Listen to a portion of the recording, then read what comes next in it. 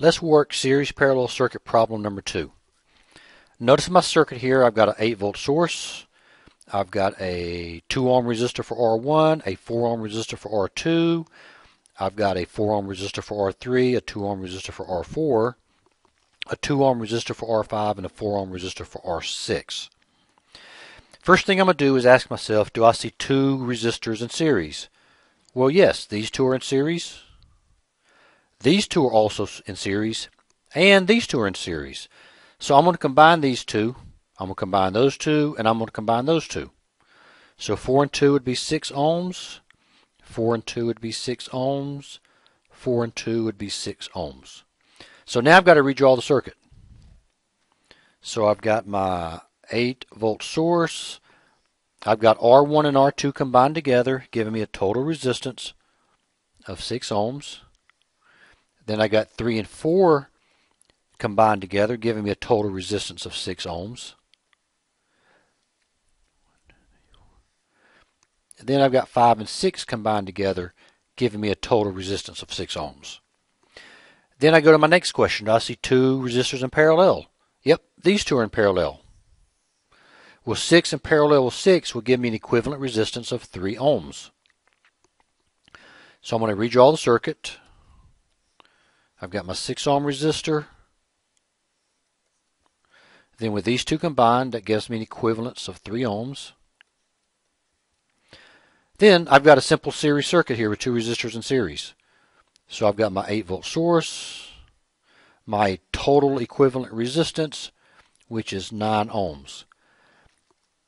I can now find my total current by taking the source voltage divided by RT. So 8 volts divided by 9 ohms. And you should get somewhere around 0.89 amps. Now this 0.89 amps means I've got 0.89 amps flowing through my circuit. So that means there's 0.89 amps flowing through this series resistor back to the source. If I take this 0.89 amps times this 6 ohms, I'll get a voltage drop. So 0.89 times 6 ohms, that gives me a voltage drop here of 5.34 volts. If I'm dropping 5.34 volts across this resistance, how many volts is left over for the rest of the circuit?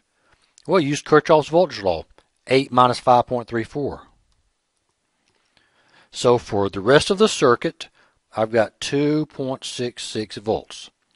That means if I measure from here to there with a multimeter, I'll measure 2.66 volts.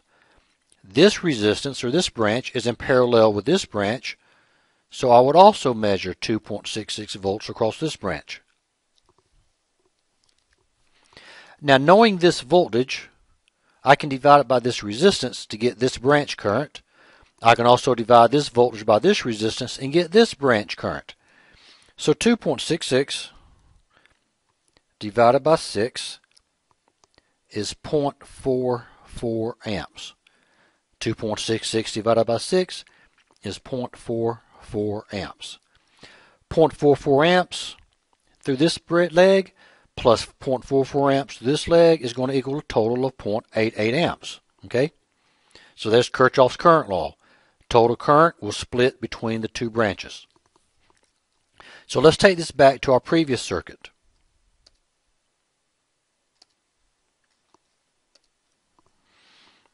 If I've got 0.44 amps flowing through that branch and 0.44 amps flowing through that branch, then I can multiply 0.44 amps times 4 ohms, and I'll get a voltage drop of 1.77 volts. And then 0.44 amps times 2 ohms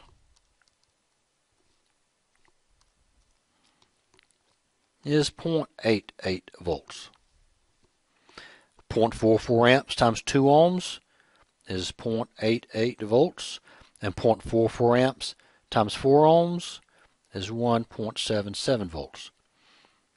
Then we know that these 2 currents here and here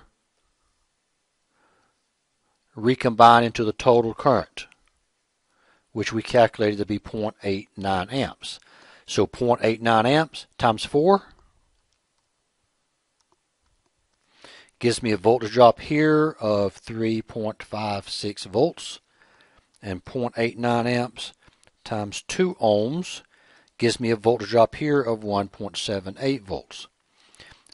Remember, we calculated 5.34 volts for this equivalent resistance.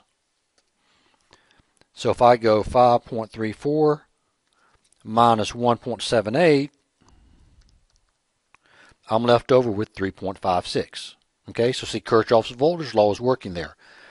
You should be seeing and understanding how we're using the rules for series circuits, which are current remains the same in a series circuit while the voltage divides, along with Kirchhoff's voltage law, and the rules for a parallel circuit where the voltage drops across parallel branches remain the same, the current split, Kirchhoff's current law.